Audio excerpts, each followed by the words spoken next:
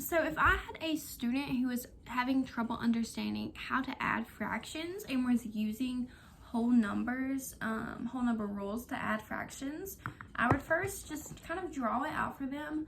I think that manipulatives would also be helpful, but I think drawing it and allowing them to use the models how they're supposed to would be more helpful in the situation. So first thing I do is write out how they've solved it and let them see and let them explain to me that they did 4 plus 4 equals 8 and 8 plus 8 equals 16.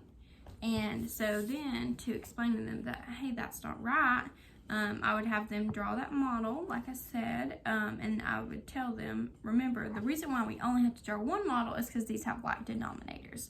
And since we do introduce adding in the beginning with like denominators, this shouldn't be too difficult for them to understand. So I would have them shade in 4 out of 6 first. 4 out of 8 first. For the first one, like, okay, yes, we have a first one. Then I would have them go back and represent 4 out of 8 again with what's left, and like, yep, we have the second one. And then they would notice. I would be like, okay, well, what do you notice about the shape? And they would say, hey, it's all shaded in. So if all 8 parts out of 8 parts in total are shaded in, what is that equal to? It's equal to 1 because they're all shaded. Well, then they can say, hey, well, that's not the same number, right? Because that's half and this is 1. And they should be able to kind of simplify this because they would recognize that 8 is half of 16. So they should be able to make that connection a little bit. But if they're not, they would still be able to get this by the model. And then we would also say that, hey, if you have two halves can't stay the same number because you're saying half plus half equals the same number.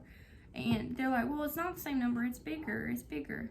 Well, then I would, in turn, draw the 8 out of 16, draw the model and say, hey, because you have more pieces, the pieces are smaller. So the number may look bigger, but if you draw it out, you can see that the pieces are actually smaller, and 8 out of 16 is a lot smaller than 8 out of 8, because if you have 8 bigger pieces, 16 smaller pieces, if you have 8 out of 8 bigger pieces and 8 out of 16 smaller pieces, you would see that 8 out of 8 larger pieces takes up more room.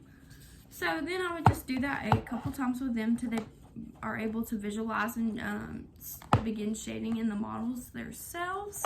And at that point, they will recognize that whole number rules do not apply, that this is a different concept, and that you have to look at the problem differently. And that should start taking part in their brain, and they should be able to visualize how that all works by drawing the models.